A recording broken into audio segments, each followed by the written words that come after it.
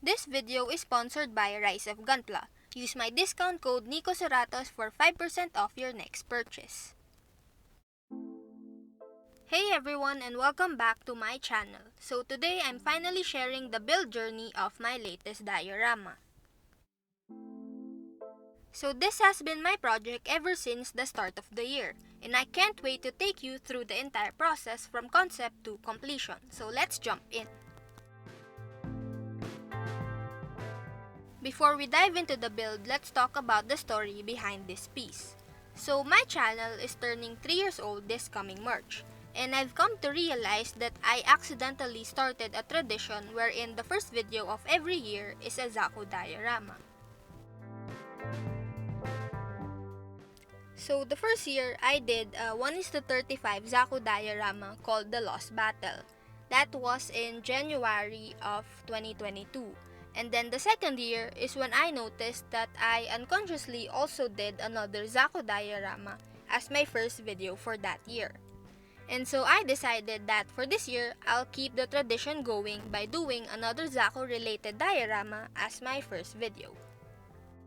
Well, it took me quite a while to finish this one, and even though I have other videos lined up already, I postponed uploading them so this could be the first video on my channel for the year 2024.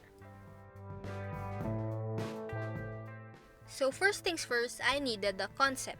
I've mentioned a couple of times now how I've always wanted to try fine-scale modeling, so tanks and military trucks and stuff like that. And I've always found the idea interesting of combining it with Gunpla or any other mecha model kit.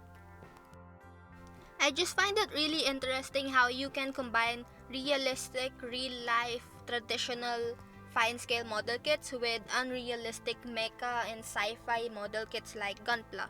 I feel like the visual is just very pleasing to the eye, and it tells a whole different story than the usual fine-scale model dioramas. So I've always wanted to do a diorama like that. Fortunately, the Zaku Head Exceed, which is from a gashapon that I got from the Gundam base Tokyo last December, is roughly scaled at 1:35.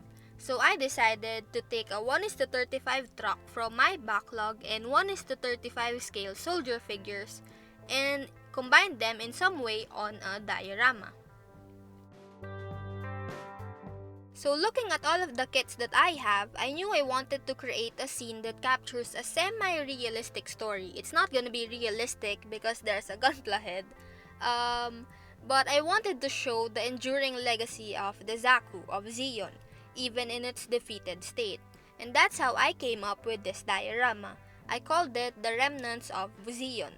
It shows a couple of soldiers on a scouting mission wherein they stumbled upon a lone Zaku head weathered and abandoned in a field. Why I went with this concept or this story is because it's been quite a while since I last did a build that is super weathered like this. And if you don't know, I really like weathering a lot, like I can do it forever. It's one of the best parts of customizing a Gunpla for me, and I've always feel like Universal Century kits like the RX, the Zaku, because they're the most realistic Gunpla design. Like the Zaku of course looks a lot like soldiers, so I feel like they're the best kits to use if you want to make a diorama or a build that is too heavily weathered like this. So yeah, that's why I went with this build, because I always like to practice my skills, like be it panel line scribing, kit bashing, weathering. So every time that I've noticed it's been quite a while since I last did something, I always try to make it a point that my next build will be focused on that so that I can practice my skills and it won't get rusty after a while. So anyways, the gashapon, the Zaku head, is really nice. It's quite detailed for a Zaku head. It's 500 yen if I remember correctly.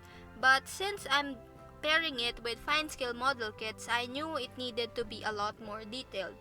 So a bunch of the leftover parts from the truck, like the screws, the tiny details like that, I ended up using it on the Zaku head.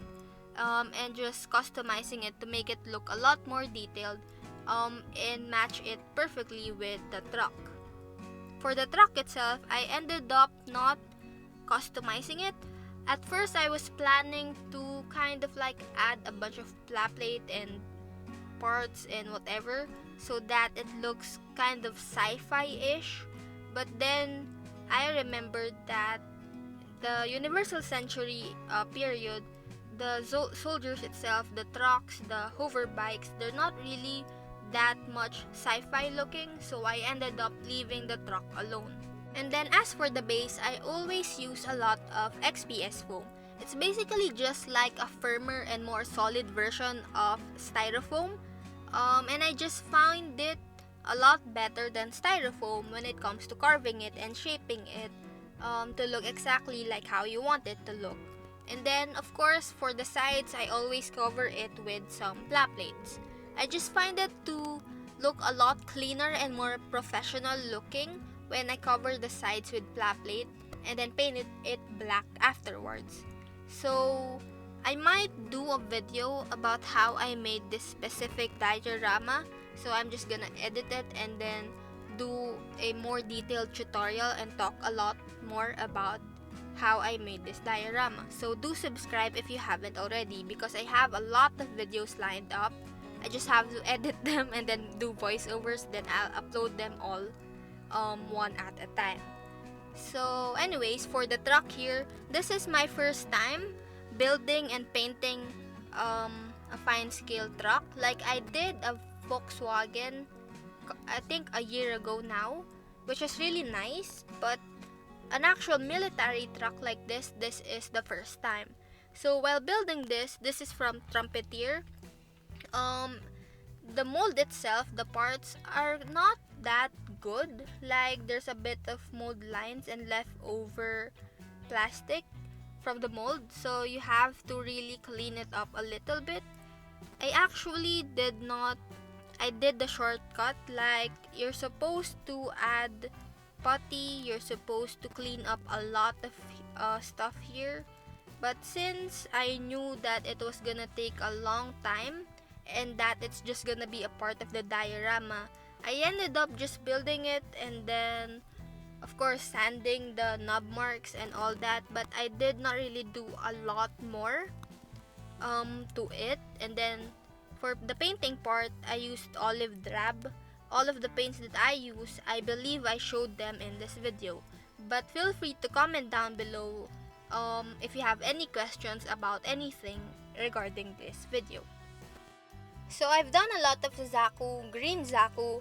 Like I think I have 3 or 4 videos all about it. So it's kind of getting boring having to paint it all over again with the same paints. So for this one, I decided I'm just gonna paint it very differently. So it's gonna be a white Zaku. I think I've seen a couple of custom kits or maybe even an actual Zaku that is white. I think White Wolf is the name, I'm not really sure. But yeah, plus also the reason why I painted it white, why I decided it's gonna be in white, is because when you weather white, the weathering is very visible and it's just very distinct, and you can do a lot of stuff. Like very subtle washes are gonna be visible because the canvas itself is white. So that's why I went with white. Plus, because the soldiers and the truck itself are already in shades of green, plus the field itself, the grass is green, I figured it's too much green already. So the white Zaku is just a good alternative to the green Zaku, so that it will pop up and will catch your eye when you look at the diorama. Now for the actual soldiers, for the figures, since I last did a miniature paint off with my dad, I kind of already know how to paint better than just washes and base colors. So for the figures itself, this took me quite a long time. I think it took me maybe 4 days for all 4 figures, because I really decided that I want the paint job to look a lot better than just base colors. So I really love using Army Painter speed paints. They just make everything so much better. And because what I struggle with when it comes to painting figures is where do I put the highlights and the shadows. But with Army Paints, with the speed paints, um, they already do the job for you. Like, you already see where the shadows are supposed to be, and then you can see where you can put the highlight. So it makes your job a lot easier. And it makes you look like a much better painter than you really are. So I ended up using speed paints for the base color itself, and then I went with the war paints, which is basically like normal paints, um, to paint the shadows and the highlights of the soldiers. So I was really happy with how that turned out. Um, it looks a lot better than my previous figures, although it took quite a long time, but it was definitely worth it. And then for weathering the truck, I watched a lot of Night Shift's videos. He did a truck, I think from AK Interactive a couple of months ago, and I watched that video and basically applied all his techniques there on this truck itself, and I really like how it turned out. I used a lot of oil paints, water-based oil paints, which is my new favorite when it comes to weathering on this truck and also on the Zaku head, because it's just so easy to use. Like with acrylic washes, of course, it dries quite fast. So you have, if you want to blend it, if you want to avoid coffee stains, then you have to be really fast um, and blend it quickly with water. Unlike with this water-based oil paints, I can just apply it anywhere and not care about the coffee stains and how ugly it looks, because even after a few days, as long as you don't seal it with top coat or with varnish, you can wipe it off with water or even just a dry Q-tip. So that's what I'm really happy about. Like, it makes weathering so much more fun. And as you can see here, it's a lot more um, vibrant than acrylic washes. So that is my new favorite when it comes to applying washes on any of my builds. So even though I've done a lot of diorama before, I have never quite achieved a very dry ground, like almost a desert looking ground, and I've always wanted to do that. But I think for this diorama, I was able to achieve it a little bit. So to do that, what I did was use 3 different shades of brown, so from darkest up to the lightest. I was also able to add actual roots to the diorama. This is something that I can't really do on 144 and 1:100 scale diorama, because the roots, of course, are gonna be so small in that scale that it's better to just not put it, because you won't be able to see it anyways. But for this one, because it's in 1:35 scale, you can clearly see the rocks and the roots and the leaves and grass like that. So I was finally able to use my roots that I've kept for almost 2 years now. Plus, I also think that adding small details like that makes the diorama work. Like, it makes it look a lot more realistic. And adding litter, adding dried leaves and stuff like that makes it a lot better and really separates your diorama from others, from the million other dioramas out there. Also, this tip that I learned from Night Shift again, I have done it a couple of times now on my dioramas, and it is to paint every single one of the rocks in different colors. It just makes a lot more difference. It adds variety, it adds depth, and it makes it a lot more realistic, because in real life, obviously, the rocks are all in different shades of gray or even brown. So that's really a fun part. It takes a long time to do, to paint each rock individually, but it's so satisfying, especially after you're done. Another thing that I did, which I've never done before, so I've noticed that the grass, the tufts are a little bit too green for my liking. So what I did was I got a, a little brown paint and then I sprayed it on some parts of the grass to replicate dried or dead grass. Water-based oil paints are my new favorite when it comes to weathering. So to make a rust color wash for the Zaku itself, I combined a little bit of the black with the brown oil paint. And as you can see here, I'm just applying it anywhere that I want. And then I'm just leaving it because even if it's dry, I can just reactivate it with water to be able to blend it.